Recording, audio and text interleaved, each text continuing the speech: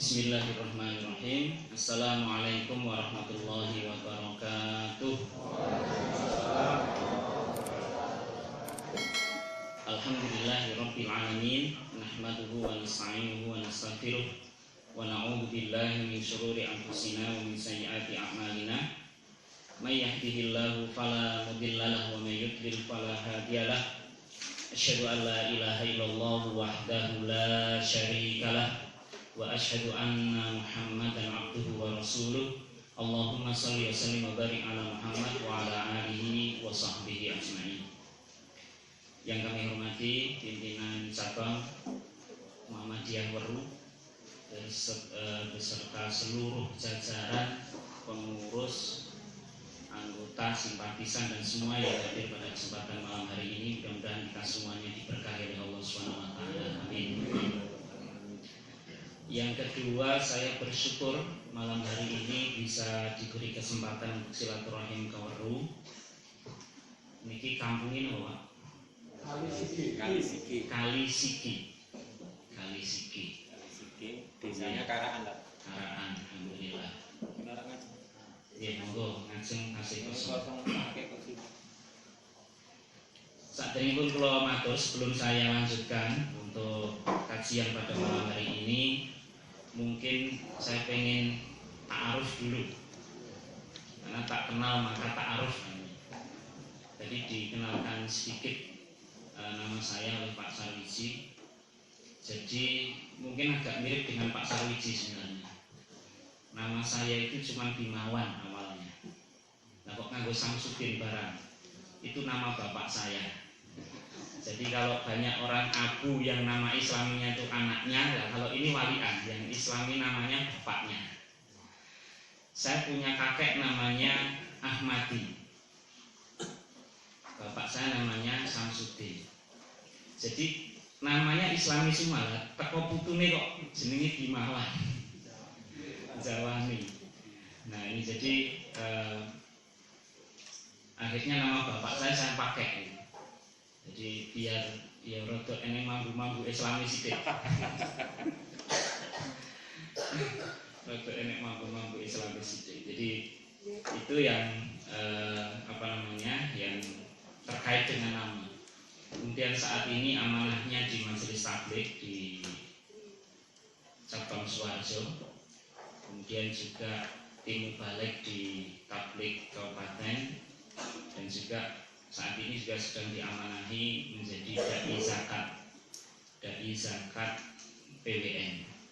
Artinya dari masing-masing daerah dipilih 2 atau 3 orang kemudian untuk diamanahi menjadi dai zakat. Nah, itu selama ini yang menjadi aktivitas saya. Nah, tadi dikenalkan oleh Pak Sarwiji juga, ini juga politisi. Itu dulu, Pak. Jadi karena menjadi politisi itulah saya jadi kenal Weru. Jadi waktu gempa Weru 2006 itu saya sebulan di Weru tidak pulang. Jadi tepatnya di Kalimiter. Jadi kalau daerah-daerah Weru itu ya sedikit banyak sedikit banyak Mas Ri itu ya. Mas Ri Rahmadi. Dulu poskonya dekatnya Mas Ri. Nah itu sedikit banyak ya kenal sekitar tahun 2006 Mas Ri ya itu ya? 2006 ya. 2006. Saya poskonya di rumahnya Pak Tolu. Jadi itu sedikit banyak yang mengenal daerah Weru, walaupun sudah lama juga kita tidak silaturahim di sini. Baik, bapak-bapak, ibu-ibu yang dirahmati Allah SWT, ada ibu-ibunya ya, atau adik-adik. Tadi diberikan amanah oleh Pak Sarwiji, saya menyampaikan akidah, tapi kemudian kok pakai HTT. Nah ini rujukan saya malam hari ini, rujukan utama. Dan itu kalau ada tulisan pertemuan ketiga, itu sebenarnya slide yang kita pakai untuk PCM Sukoharjo. Jadi alhamdulillah PCM Sukoharjo itu sudah menghatamkan HPT, sudah menghatamkan PHIWN. Sekarang ini sedang proses mau khatam bukunya Profesor Yunahar, Kuliah Akidah Islam. Tinggal bab terakhir. Nanti insya Allah kita akan melanjutkan dengan kuliah kuliah akhlaknya Profesor Yunarela juga. Jadi ini file saya buat untuk menyampaikan HPT secara rutin setiap malam Jumat di PCM Suharjo. Mudah-mudahan ini saya cuplik satu pertemuan karena terkait dengan akidah. Ini mikir ya temanya malaikat saja. Jadi nanti kita akan berbicara tentang iman kepada malaikat. Bagi yang bawa kitab atau buku HPT bisa dibuka untuk rujukan kita bareng-bareng. Halaman ini yang bawa cuma Pak Sarwisi saja atau semuanya yang bawa? Kelihatannya enggak bawa. Itu pun saya bawa karena dipesan tadi. Oh, kita tadi pesan saya kalau ada yang punya HPT bisa dibawa. Ini Mas Kasno yang saya ini kitab induknya Muhammadiyah. Jadi ini saya kira masing-masing kita ya perlu untuk memiliki. Dan kadang-kadang sudah punya kira nek gambare gitu, jadi akhirnya mocone diulak-alik gambare logo Muktamar. Ya sudah, biasanya agak jenuh kalau membaca sendiri, tapi kalau kemudian dikaji bareng-bareng seperti ini, mudah-mudahan ya nanti kejenuhan itu menjadi hilang. Ya. Baik, Bapak Ibu yang dirahmati Allah Subhanahu Wa Taala.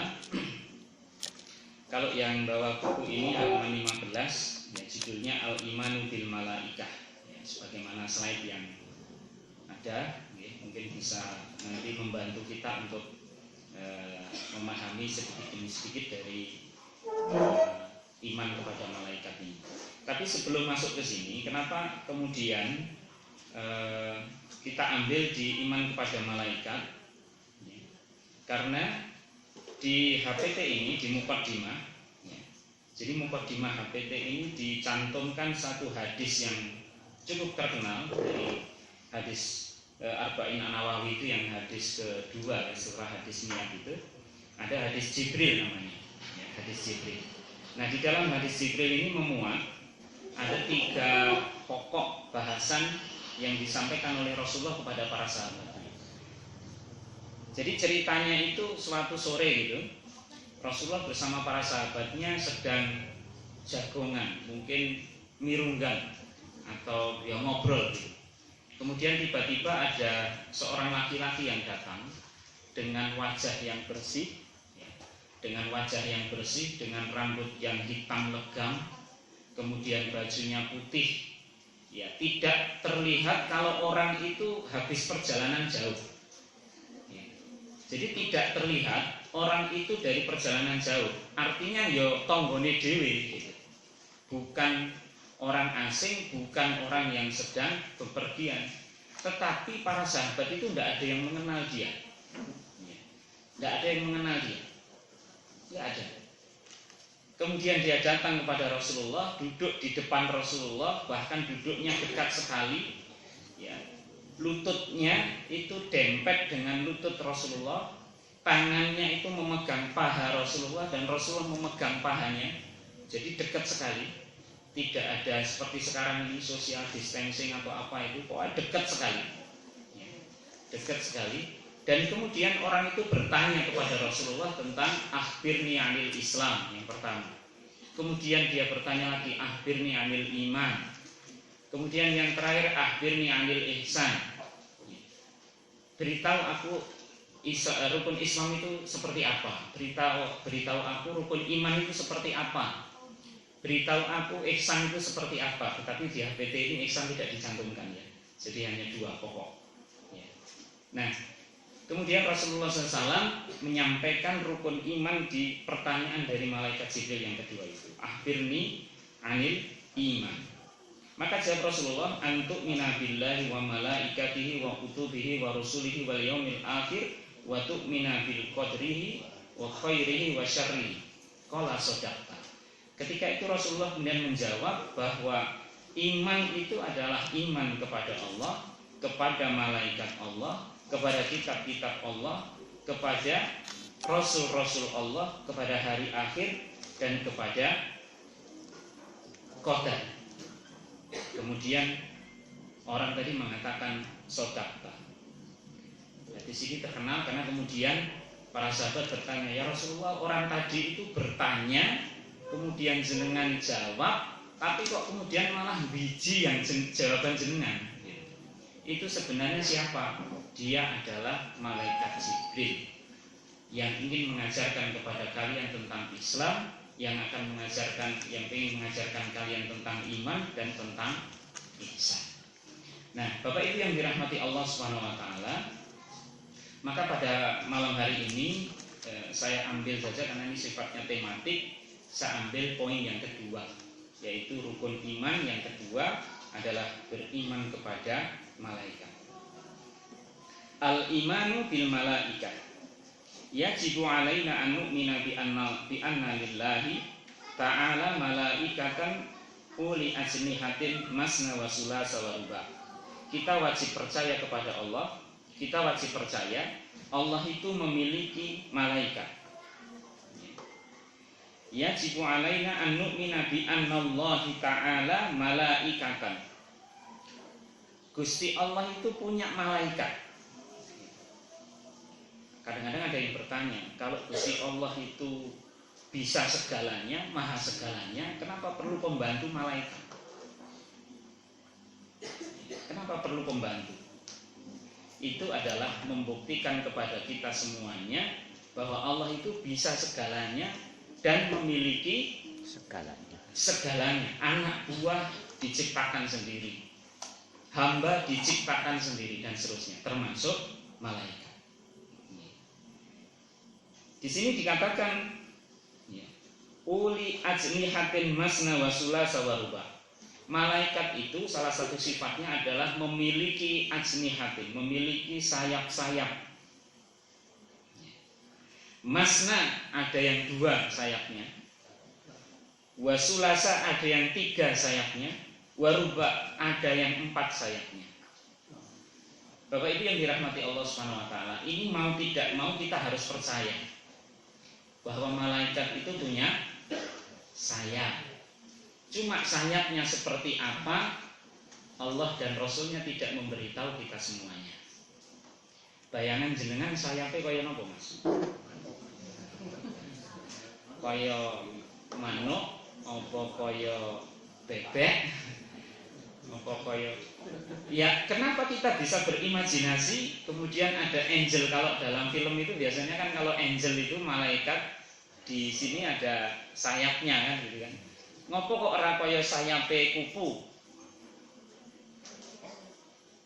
Tidak seperti sayapnya pesawat, kok kaya sayape burung. Kenapa? Karena imajinasi kita ini terbatas. Kita ini tidak bisa membayangkan di luar sesuatu yang belum pernah masuk dalam pikiran kita.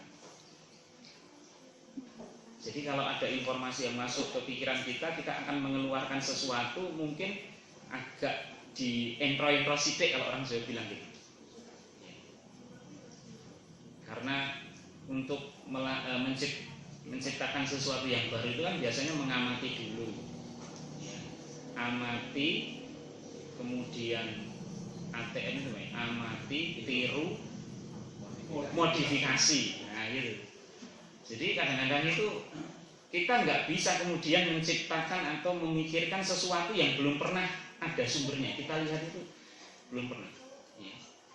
Kalau kita ditanya kondisi surga itu seperti apa, ya kaya taman sing apik itu, karena kita melihat keteduhan dan keindahan itu ada di taman-taman yang indah itu. Padahal namanya surga itu mala ainun ra'at, ya, mata belum pernah melihat, telinga belum pernah mendengar, imajinasi belum pernah terfikirkan oleh kita. Sebagaimana sayap malaikat itu. Karena kita tahunya sayap itu ya seperti sayapnya burung, sayapnya ayam, itu akhirnya pikiran kita kira-kira itu ya sayapnya malaikat ya kayak menunggu kira-kira gitu. Kenapa kita tidak berimajinasi yang lain? Nah, apakah boleh berimajinasi seperti itu selama itu tidak dicontohkan oleh Rasulullah? Ya jangan. Jangan. Kecuali Rasulullah menggambarkan sayapnya malaikat itu kaya sayapnya burung misalnya, nah itu baru boleh. Karena kalau tidak, ya jangan. Kita tidak usah intro pokoknya malaikat itu ada sayapnya gitu. Walaupun di sini dikatakan masna wa sulasa wa ruba, ya, kaya surat An-Nisa ya. Jadi sayapnya itu ada 2, 3 atau 4, tapi tidak terbatas itu sebenarnya kalau malaikat, karena didukung oleh keterangan-keterangan dari Rasulullah yang lain. Tapi Bapak Ibu yang dirahmati Allah Subhanahu wa taala, poin pertama yang harus kita percayai bahwa malaikat itu punya sayap. Perkara sayap piro dijelaskan dalam kitab ini bersumber dari hadis tentunya, itu 2, 3 atau 4. Tetapi itu ada juga hadis Rasulullah yang menerangkan bahwa sayap malaikat Jibril itu ada berapa, Mas? 600. Besarnya seberapa? Ya. Jadi ketika Rasulullah Shallallahu Alaihi Wasallam turun dari Gua Hiro, jadi ketika di Gua Hiro itu Rasulullah didatangi oleh malaikat Jibril, kemudian diberi wahyu, ya, dengan proses yang kita semuanya sudah tahu. Tapi Rasulullah ketika setelah dikasih wahyu itu kan juga hatinya galau, berdebar-debar, takut, dan banyak pertanyaan yang belum bisa terjawab. Akhirnya Rasulullah SAW berkeinginan segera pulang ke rumah, keluar dari Gua Hiro, yang sebenarnya itu tidak, kalau di sini agak susah kalau disebut gua. Kalau yang sudah pernah sampai ke sana itu cuma batu-batu, kemudian di atasnya ada batu lagi begitu. Apalagi Gua Sur itu lebih nggak bisa disebut gua lagi. Tapi itu orang Arab menyebutnya gua. Nah, ketika turun itu masih dalam ketakutan dan seterusnya, tiba-tiba malaikat Jibril nampak kembali dengan wujud aslinya. Kalau di gua, malaikat Jibril menampakkan diri seperti wujud manusia, sebagaimana tadi di depan tadi ketika mengajari para sahabat dengan wajah yang ganteng, kemudian rambut yang hitam, pakaian yang putih bersih. Tapi tatkala Rasulullah turun dari Gua Hiro, kemudian dipapak oleh malaikat Jibril dalam bentuk aslinya. Kata Rasulullah dalam beberapa riwayat itu, malaikat Jibril itu terbang antara langit dan bumi. Jadi seperti mengambang begitu, seperti helikopter lah. Kemudian malaikat Jibril pada waktu itu mengepakkan sayapnya, ujung satu di ufuk barat dan ujung yang lainnya di ufuk timur. Jadi besar sekali, menutup langit dengan jumlah sayapnya 600 sayap. Sayapnya seperti apa? Enggak tahu. Rasulullah tidak menjelaskan sampai sedetail itu. Rasulullah hanya mengatakan, datang kepada kami, datang kepada saya dengan wujud aslinya, dengan mengepakkan sayap-sayapnya berjumlah 600 sayap. Bisa kita bayangkan sebesar apa malaikat itu. Itu malaikat Jibril, bukan malaikat yang terbesar. Bukan malaikat yang terbesar. Bapak Ibu yang dirahmati Allah Subhanahu wa taala. Jadi sekali lagi, sayap malaikat itu tidak terbatas 2, 3 atau 4. Walaupun di sini dikatakan begitu, berarti ada malaikat yang sayapnya 2, ada yang sayapnya 3, ada yang sayapnya 4, bahkan ada yang sayapnya 600. Dan malaikat Jibril itu adalah sayyidnya malaikat, pimpinannya malaikat. Pimpinannya malaikat. Tapi ada anak buahnya yang lebih besar lagi. Bapak Ibu yang dirahmati Allah Subhanahu wa taala. Kita lanjut. Wa annahum ibadun, dan mereka itu adalah hamba Allah, kawulane Gusti Allah, mukramun, yang dimuliakan. Jadi malaikat itu dimuliakan oleh Allah.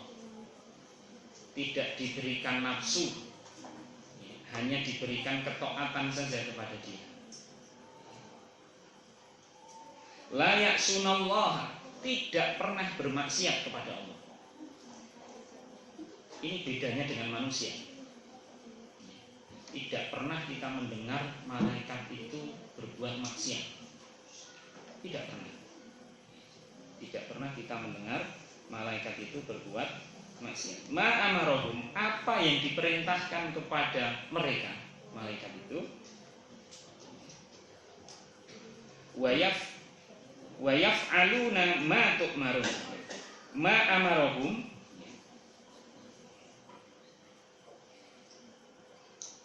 ma amarahum, apa-apa amarahum yang diperintahkan kepada mereka, wa yaf'aluna ma yu'marun, dan melaksanakan, mengerjakan apa-apa yang diperintahkan. Jadi tidak pernah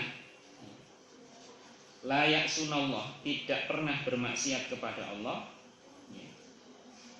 ma amarahum, terhadap seluruh perintahnya yang diperintahkan kepada dia, wa yaf'aluna ma yu'marun, dan mengerjakan seluruh yang diperintahkannya. Dan ini tidak pakai jeda, ya, tidak pakai jeda. Jadi nanti mungkin bisa kalau ada HPT di rumah, ya, jadi ini biasanya ada dalilnya di belakang. Ya, ada beberapa penguat dalilnya. Dikatakan dalam beberapa dalil mengatakan bahwa malaikat itu antara perintah dengan dilaksanakan perintahnya itu, ya, langsung detik ukurannya, saah ukurannya detik, tidak lagi seperti kita. Ya. Kalau kita itu kira-kira iso di ego, bukan ditunda. Kadang-kadang bahasa kita itu juga politis. Kita itu bukan politisi tapi kadang-kadang politis. Nek iso di ego nih itu, akhirnya di ego nih gitu. Itu kita, ya. Manusia itu kan sering menunda, sering malas. Maka doa kita itu kan supaya kita ini dihindarkan dari malas, dihindarkan dari bodoh dan seterusnya. Salah satunya itu pemalas, ya, manusia. Tapi kalau malaikat tidak.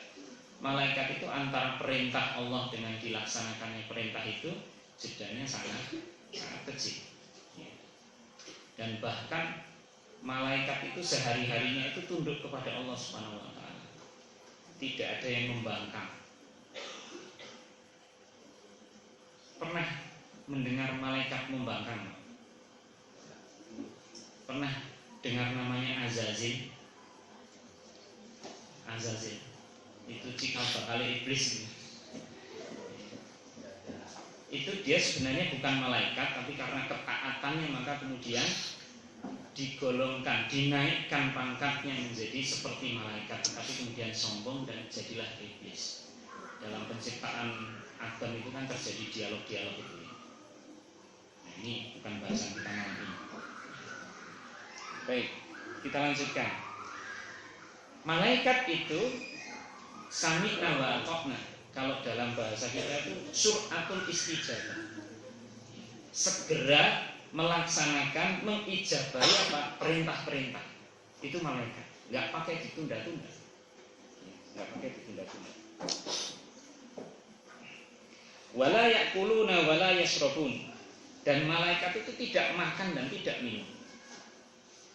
Tidak makan dan tidak minum. Ada satu kisah menarik. Ketika malaikat Jibril itu mendatangi kediaman Nabi Ibrahim alaihissalam. Pernah dengar kisah itu ya? Jadi Nabi Ibrahim itu kalau ada tamu, ini yang perlu kita contoh itu. Siapapun tamunya, kenal atau tidak, ya, ini dimuliakan, ya, dimuliakan. Maka ketika ada tamu, urung ditakoni arep ngopo dan sebagainya, monggo pinarak. Setelah dipinaraknya kemudian ke dapur, tanya sama istri, kita masih punya apa? Kita tinggal satu anak lembu. Ya udah, beleh aja, disembelih. Ya. Disembelih kemudian diolah, setelah jadi kemudian disuguh nih. Ya. Begitu disuguh nih nggak mau makan. Mohon maaf Bapak, saya tidak makan. Kaget Nabi Ibrahim loh. Padahal sing ora mangan kuwi malaikat. Akhirnya Nabi Ibrahim melihat kakinya ternyata tidak menempel di tanah. Malaikat ini. Baru kemudian malaikat Jibril mengatakan beliau baru datang dari kaum Sodom, ya, kaum Ad dan kaum Samud itu ya. Kaum Lut, maaf, ya, kaum Lut habis menghukum kaum Lut kemudian ke tempatnya Nabi Ibrahim alaihissalam. Jadi malaikat itu tidak makan dan tidak minum. Ini juga harus kita kita yakini. Lah terus energinya sekolah di wallahu a'lam bishawab. Allah berfirman wa ma utitu minal ilmi illa qalila. Tentang hal-hal yang gaib itu Allah tidak mengajari kita, tidak memberitahu kita, tidak memberikan ilmu kepada kita kecuali sedikit saja.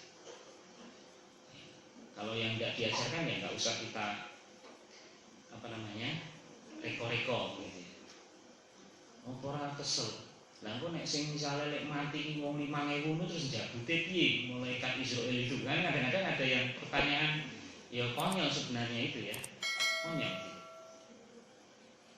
Nah, jadi kita harus yakin bahwa malaikat itu bisa melaksanakan seluruh perintah Allah tanpa harus makan dan minum. Beda dengan kita. Kita ini ada syariat makan, ada perintah untuk makan, tetapi sebenarnya hanya cukup untuk menegakkan tulang punggung kita ini untuk beribadah kepada Allah. Sebenarnya hakikat makan itu seperti itu, Pak. Hakikat makan itu seperti itu. Artinya kalau dibalik logikanya, selama kita masih bisa ibadah, selama kita masih bisa sholat tanpa makan, tidak makan. Karena makan itu tujuan awalnya itu kan agar kita punya kekuatan untuk beribadah kepada Allah. Tapi sekarang kan sudah beda, gitu. Makan itu sekarang itu jadi tren, gaya hidup. Pipi tanok mulai ranyuto, rawel, gitu ya. Jadi sekarang ini ya makan itu satu tren tadi, satu hal yang harusnya itu kebutuhan. Maka kalau kita lihat orang makan itu kan ada 3 level. Ada 3 level. Level yang pertama itu kebutuhan. Jadi butuhnya mangan tok wong. Iya. Butuhnya mangan tok. Kemudian yang kedua itu kecukupan. Kecukupan atau kifayah yang kedua. Asal sudah cukup sudah.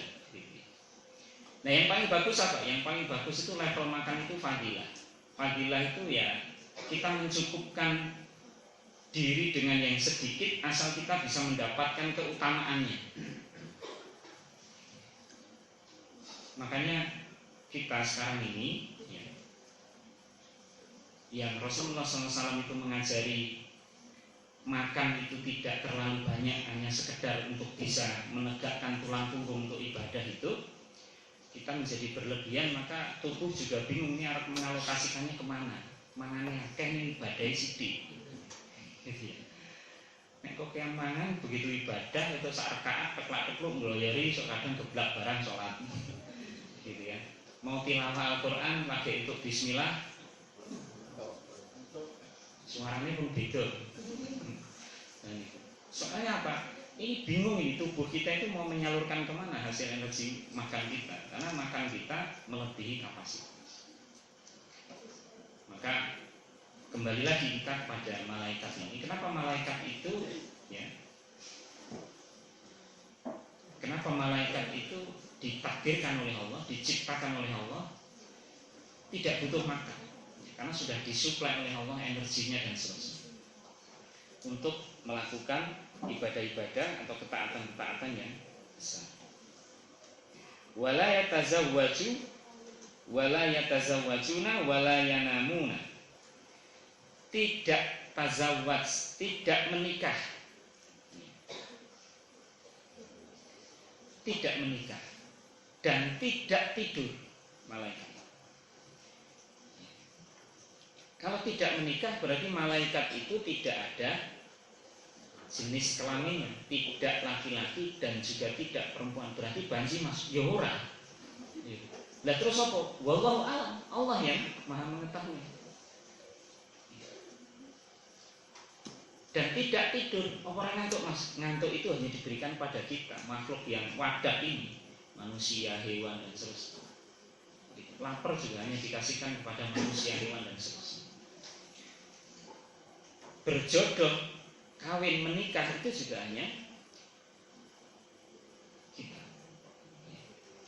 Selain malaikat maksudnya. Jin soalnya juga ada jodoh ya, walaupun kita nggak bisa lihat. Jadi ini dimensi dunia ini ada gaib, ada Ada gaib, ada nyata ya. Tetapi gaib itu nanti masih dibagi lagi. Jadi gaibnya jin dengan gaibnya malaikat itu tingkatnya seperti apa? Wallahu a'lam bishawab. Apakah itu satu level, satu frekuensi apa tidak? Kita juga nggak tahu. Apakah jin bisa melihat malaikat? Wallahu a'lam bishawab. Sampai saat ini saya belum ada keterangan. Barangkali mungkin ada ustadz yang lain yang sudah bisa menjelaskan. Tetapi bagi kita gaib. Ya. Malaikat tidak bisa kita lihat, tetapi nyata itu adalah bagian dari makhluk Allah Subhanahu wa taala. Ya, sifatnya tidak berjodoh, tidak memiliki suami, tidak memiliki istri, tidak menikah, tidak tidur. Tidak tidur. Yusabbihuna al-laila wan nahara la yafturun. Dan yusabbihuna senantiasa bertasbih al-laila wan nahara, malam dan siang. Jadi senantiasa bertasbih, mensucikan Allah Subhanahu wa taala. Mensucikan Allah Subhanahu wa taala. Kalau di Baitul Ma'mur ya, Baitul Ma'mur itu langit yang saf ketujuh, yang paling atas gitu ya. Di situ ada bangunan sebagaimana Ka'bah yang titiknya itu menyambung dengan Ka'bah. Di situ setiap harinya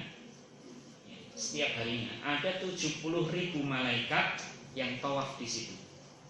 70.000 malaikat. Kalau di Ka'bah berapa Mas? Berapa ribu? Oh, belum sampai sana.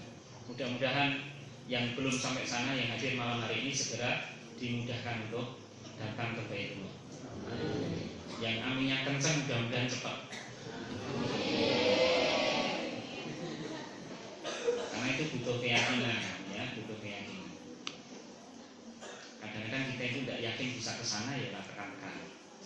Butuh keyakinan. Kita yakin kepada Allah karena yang bisa bisa menyampaikan ke sana hanya Allah. Kita yang penting berdoa minta kepada Allah. Jadi di Baitul Ma'mur itu ada tempat seperti Ka'bah yang tawaf tiap hari itu ada 70.000 malaikat. Tapi bedanya Bapak Ibu yang dirahmati Allah, bedanya kalau Ka'bah itu yang tawaf itu mungkin ada yang sudah pernah 10 kali tawaf di situ. 10 kali umroh, bahkan mungkin lebih dari 5 kali haji, tetap bisa datang ke sini. Tapi bedanya kalau di Baitul Ma'mur itu, ya, 70.000 malaikat itu sepanjang hidupnya hanya sekali dia tawaf di situ. Jadi tiap hari itu ganti malaikat, 70.000 ganti terus. Sampai nanti hari kiamat, berapa kita hitung itu jumlah malaikat? Luar biasa, banyak sekali.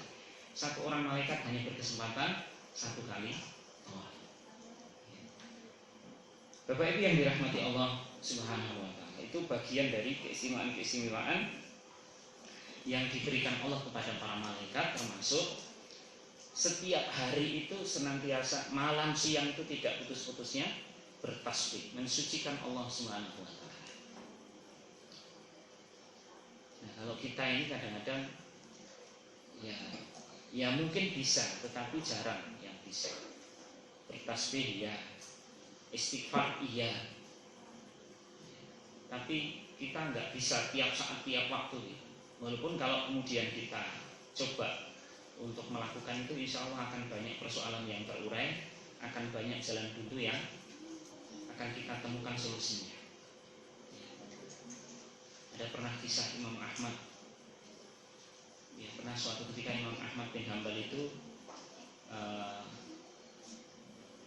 ya pengen aja gitu. Jadi tiba-tiba itu beliau itu pengen melakukan safar gitu. Pengen melakukan perjalanan. Tapi nggak ngerti mau kemana. Sampai akhirnya beliau kemalaman di jalan. Kemudian mampir ke sebuah masjid untuk sholat maghrib. Mau istirahat sebentar di dalam, nggak boleh sama takmirnya. Kemudian sampai sholat isya beliau berada di teras. Setelah sholat isya mau nginep di masjid itu juga nggak boleh sama takmirnya. Nggak tahu dia kalau Imam Ahmad yang nginep di situ tuh. Ya karena dulu belum ada Facebook, ya, belum ada WhatsApp. Pernah dengar namanya Imam Ahmad, tapi wajahnya seperti apa belum tahu. Akhirnya Imam Ahmad diusir dari masjid itu.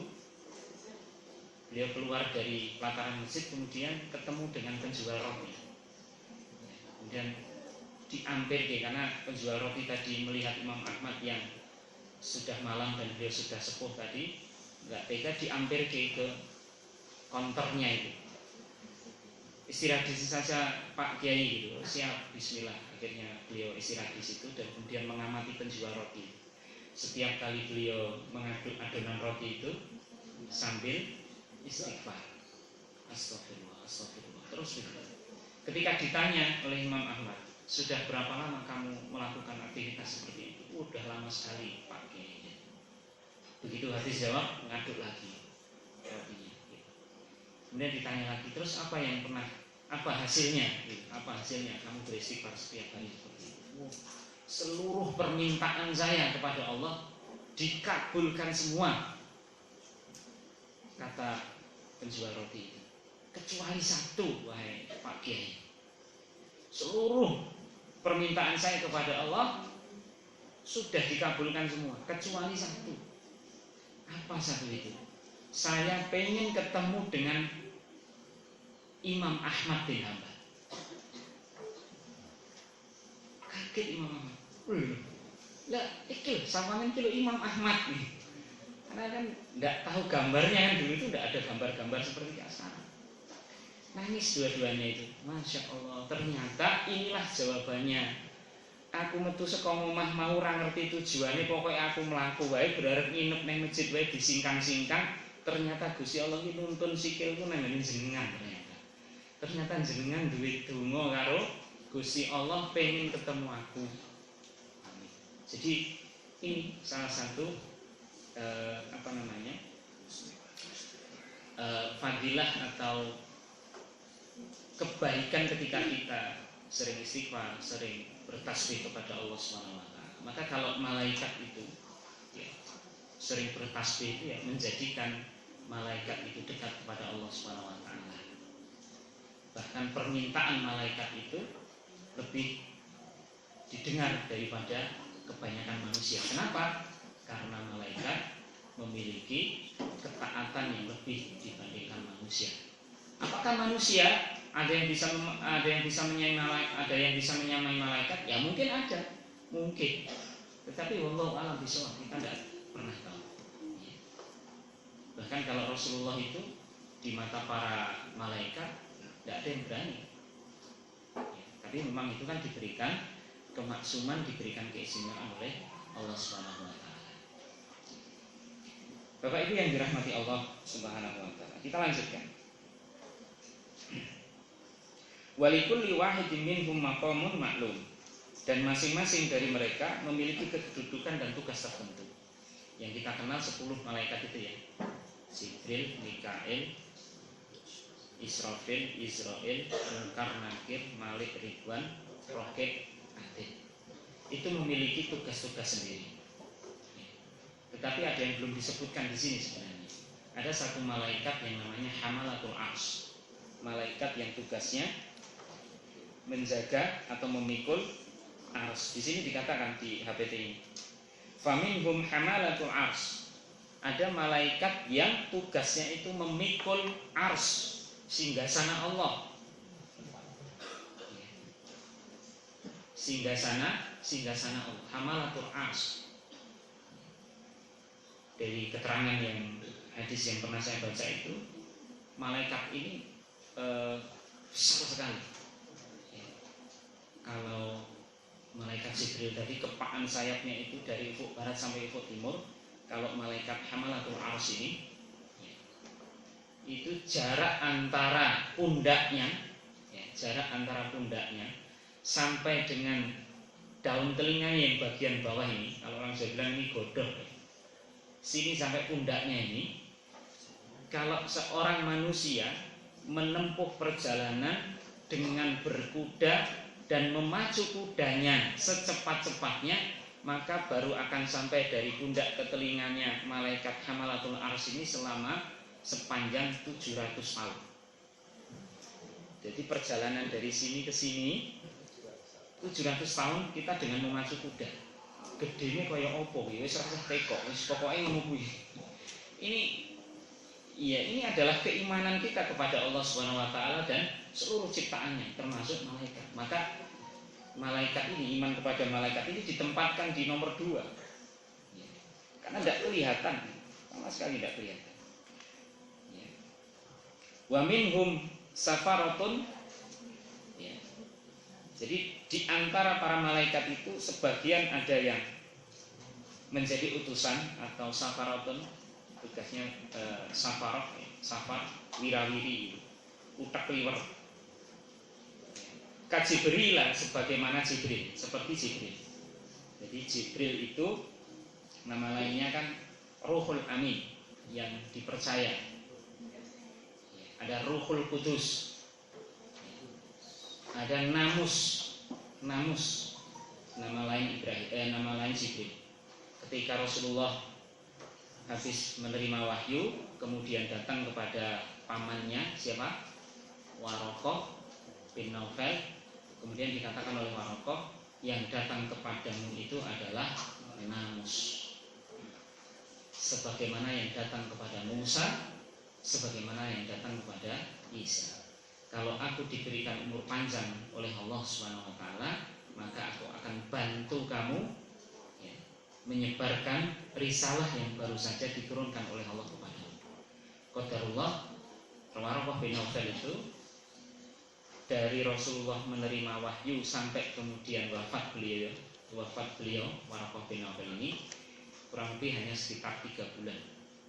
Jadi beliau tidak sempat membantu dakwahnya Rasulullah Shallallahu Alaihi Wasallam. Tetapi beliau sudah termasuk Islam karena sudah mengakui kenabian Rasulullah. Ini Waraqah bin Naufal. Memang ada banyak ya pendeta-pendeta yang kemudian beriman kepada Allah Subhanahu Wa Taala, yang kemudian menjadi tokoh. Bagaimana misalkan Abdullah bin Salam. Abdullah bin Salam itu salah seorang pendeta yang kemudian masuk Islam. Beliau pendeta Yahudi kemudian masuk Islam. Namanya Abdullah bin Salam. Bahkan Rasulullah ketika menjelang wafat beliau itu salah satu yang disebut nama sahabat untuk digali ilmunya sepeninggal beliau itu salah satunya Abdullah bin Salam itu. Abdullah bin Salam. Kalau panjenengan membaca surat Al-Baqarah ayat 208 itu, ya ayyuhalladzina amanu udkhulu fis-silmi kafah wa la tattabi'u khutuwatis syaiton innahu lakum aduwwun mubin. Itu kan kisahnya sekitar Abdullah bin Salam ini dan para sahabatnya. Jadi pada waktu itu ada 4 orang dari pendeta, termasuk salah satunya adalah Abdullah bin Salam ini yang kemudian masuk Islam. Tapi kadang-kadang masih bernostalgia beliau itu. Bukan Abdullah bin Salamnya, tapi 3 temannya tadi masih bernostalgia melihat-lihat Taurat, kitab Taurat, masih bernostalgia melihat-lihat itu. Masih kadang sok banding-banding kayak gitu. Maka turunlah ayat itu, ya ayyuhalladzina amanu, hai orang-orang yang beriman, udkhulu fis-silmi kafah, masuklah kalian ke dalam Islam secara kafah, keseluruhan, totalitas. Wala tattabi'u khutuwatis syaiton, janganlah kalian mengikuti langkah-langkah syaitan, innahu lakum aduwwun mubin. Sesungguhnya setan itu adalah musuh yang nyata bagi kalian. Kemudian ada lagi namanya Imran bin Husain. Ini sudah di Madinah, ketika Rasulullah sudah di Madinah. Ini juga seorang pendeta Yahudi, tidak seperti Abdullah bin Salam. Kalau Abdullah bin Salam kan ketika beliau menjadi pendeta Yahudi itu tidak secara frontal memusuhi Rasulullah. Tapi kalau Imran bin Husain ini frontal, melawan Rasulullah itu frontal.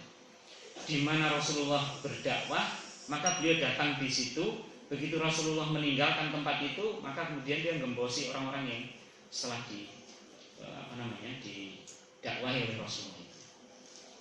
Maka kemudian Rasulullah membuat satu program khusus ya, untuk mengislamkan Imran bin Husain. Satu kali Rasulullah kemudian datang ke tempatnya Imran bin Husain ini bersilaturahim begitu ya, untuk mendakwai beliau dengan membawa buah tangan 200 ekor unta merah. 200 ekor unta merah ya, datang kepada Imran bin Husain.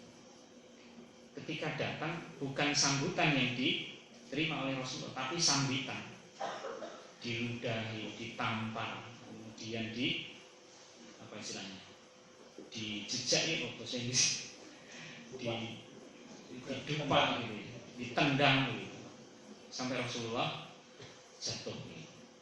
Tapi Imran bin Husain, tapi ontone ditinggal ya gitu. Akhirnya Rasulullah pulang dengan onta 200 itu ditinggal. Belum berhasil. Kemudian Rasulullah datang lagi kepada beliau. Lain waktu datang lagi kepada Imran bin Husain ini dengan membawa hal yang sama, 200 ekor unta merah. Datang lagi. Sampai yang ketiga. Nah, baru yang ketiga ini ketika membuka pintu, Imran bin Husain tidak marah sama Rasulullah, tidak menampar lagi Rasulullah, tidak menendang lagi Rasulullah.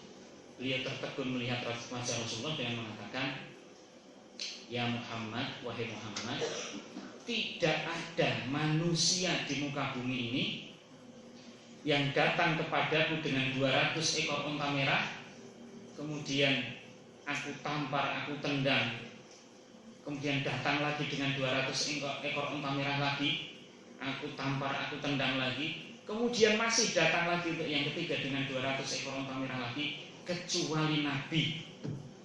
Maka kemudian Imran bin Husain tadi kemudian menjabat tangan Rasulullah dan mengatakan, "Asyhadu an la ilaha illallah wa asyhadu anna Muhammadar Rasulullah." Masuk Islam beliau, Imran bin Husain. Dan menariknya, Bapak Ibu yang dirahmati Allah, Imran bin Husain itu memiliki jamaah itu jumlahnya 600 kakak. Maka unta yang diberikan oleh Rasulullah itu diberikan ke seluruh jamaahnya. Bahkan beliau sendiri tidak menyisakan untuk dirinya. Jadi ketika satu kena masuk Islam, maka Rasulullah menambah jamaah 600 kakak jamaahnya Imran bin Husain. Jadi Bapak Ibu yang dirahmati Allah SWT, itu terkait dengan dakwah Rasulullah SAW yang manusia bukan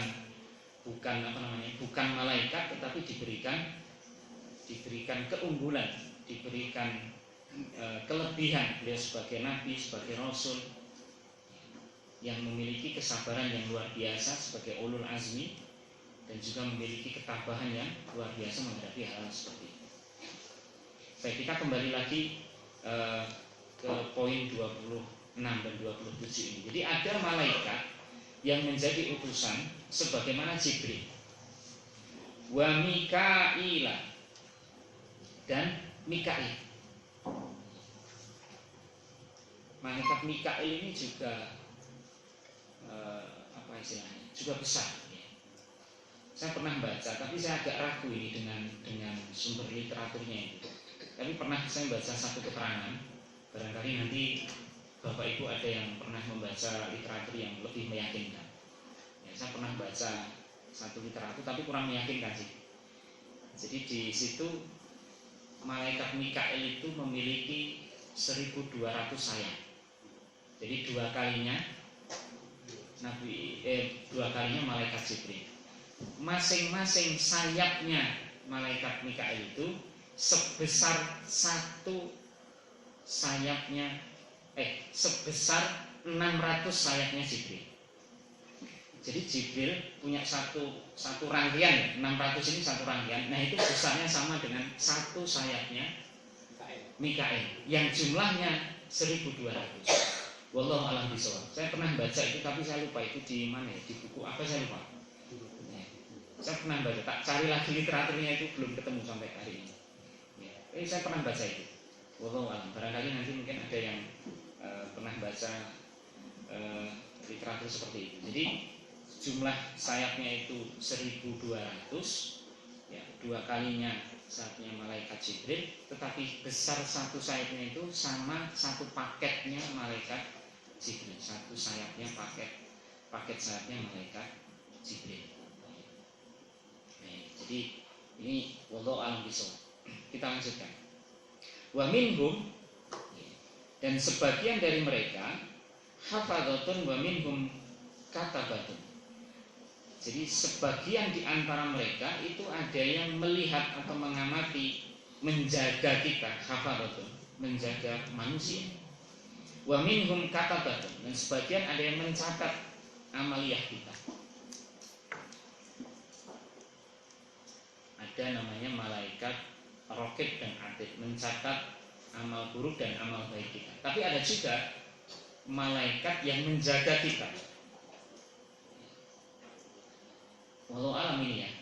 Jadi malaikat banyak, kan kalau di literatur yang lain itu dikatakan ada malaikat penjaga gunung, ada malaikat penjaga laut dan seterusnya. Ada malaikat yang menjaga kita. Contoh misalnya begini, kita punya anak kecil, kita tinggal ke dapur, mungkin ibu-ibu atau bapak-bapak mungkin kita tinggal makan lele atau apa begitu ya, bubuk ya di kamar sendirian. Tiba-tiba bangun karena anak ini baru bisa merangkak, kemudian berangkat. Gitu. Mau jatuh nggak jadi. Nah ini ada beberapa yang mengatakan karena memang ada malaikat yang hafadzatun tadi, menjaga kita, setiap kita. Ada juga malaikat itu yang tugasnya itu mengaminkan doa kita, tapi khusus doa kita untuk orang lain. Jadi malaikat itu mungkin saat ini belum bertugas ya, karena kita jarang-jarang doakan orang lain. Jadi doa yang paling baik itu adalah, contoh begini, kalau kita tadi pengen umroh, pengen haji ya, caranya biar kita segera dikabulkan oleh Allah Subhanahu Wa Taala doa kita, maka doakan orang lain untuk bisa segera umroh dan haji. Doakan orang lain. Kenapa? Karena akan ada malaikat di sekitar kita.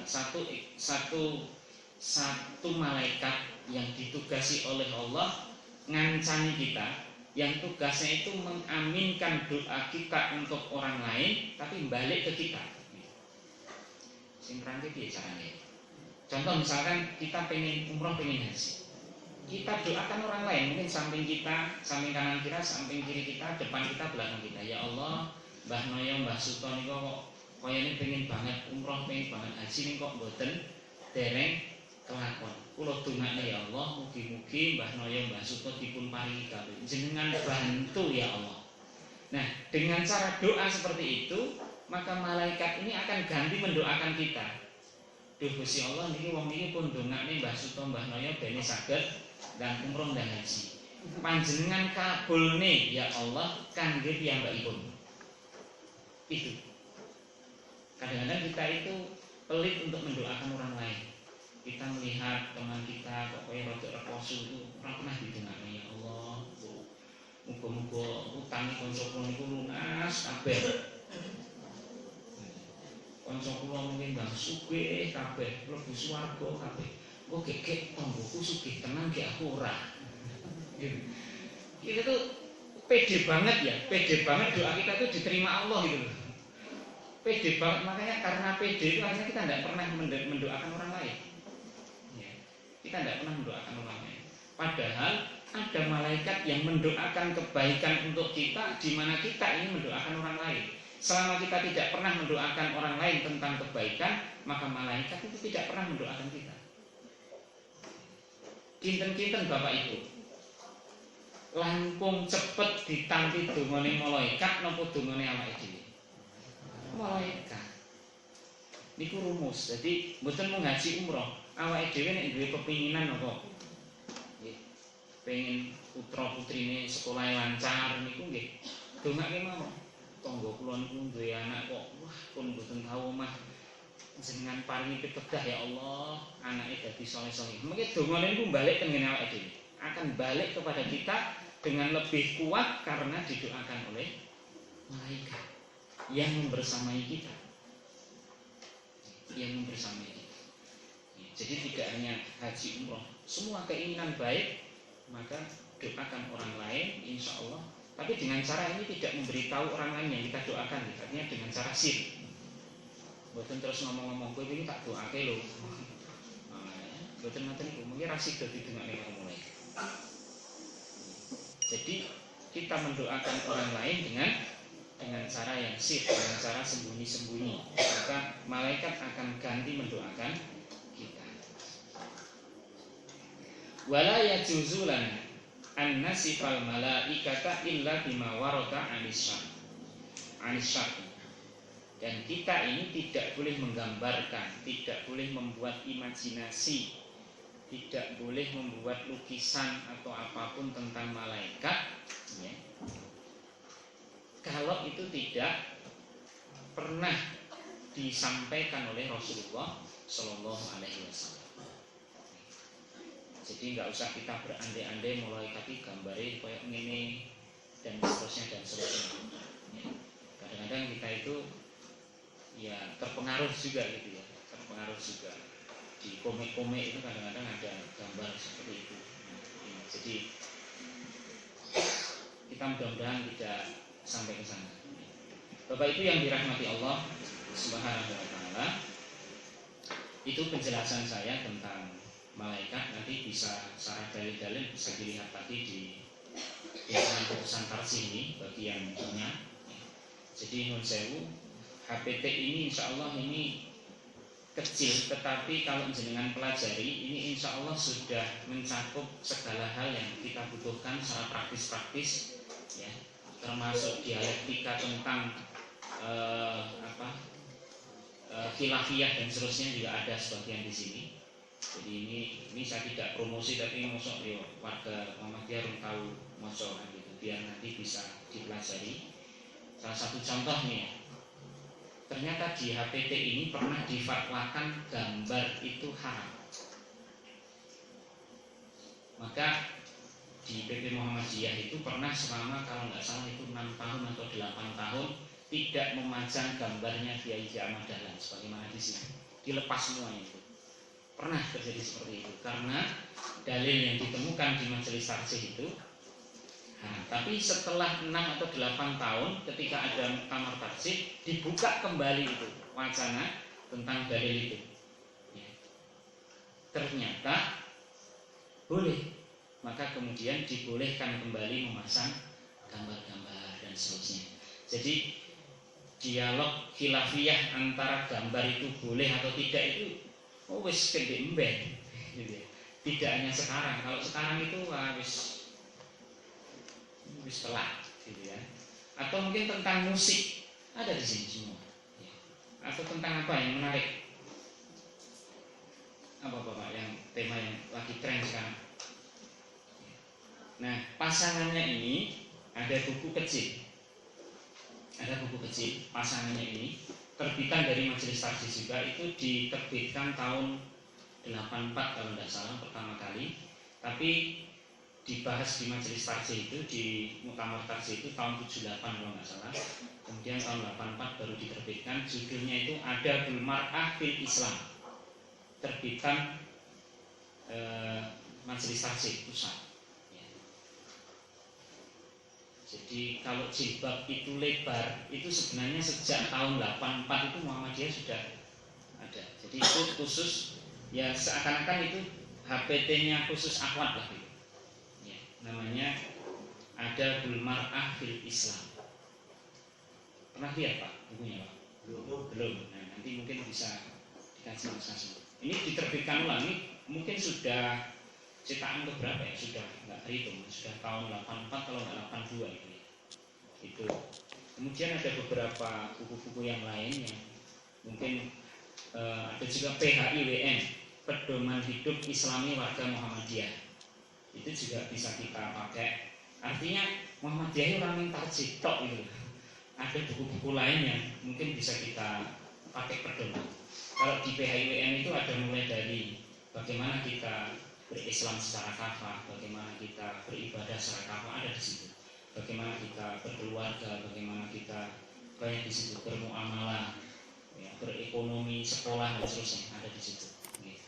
Ada namanya PHIWN, Pedoman Hidup Islami Warga Muhammadiyah. Gitu. Baik, Bapak Ibu yang dirahmati Allah Subhanahu Wa Taala, mungkin ini yang bisa kita sampaikan pada kesempatan malam hari ini. ada kurang lebihnya mohon maaf.